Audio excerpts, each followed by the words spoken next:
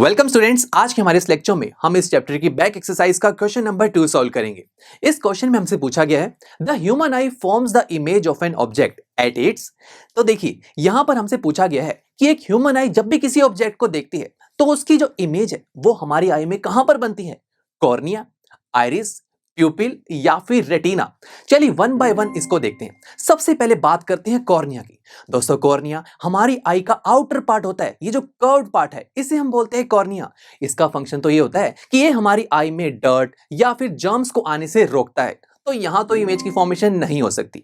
Next बात करते हैं आइरिस की। स्टूडेंट्स आइरिस हमारी आई में जो कलर्ड पार्ट होता है इसे हम आइरिस बोलते हैं।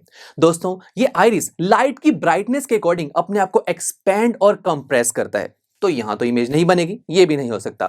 उसके बाद बात करते हैं प्यूपिल की। दोस्तों प्यूपिल हमारी आई में जो ब्लैक होल होता है इसे बोलते हैं। इस प्यूपिल का काम होता है कि इसी से ही लाइट रेज हमारी आई के अंदर एंटर होती हैं, तो यहां से तो भी लाइट रेज एंटर हो रही हैं, तो यहां तो इमेज नहीं बन सकती।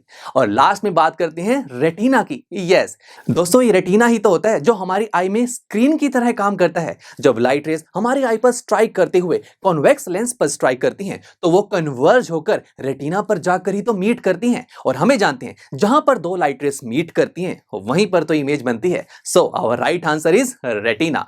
चलिए दोस्तों मिलते हैं आपसे नेक्स्ट लेक्चर में, जहां पर हम हमारी इस बैक एक्सरसाइज का क्वेश्चन नंबर 3 सॉल्व करेंगे।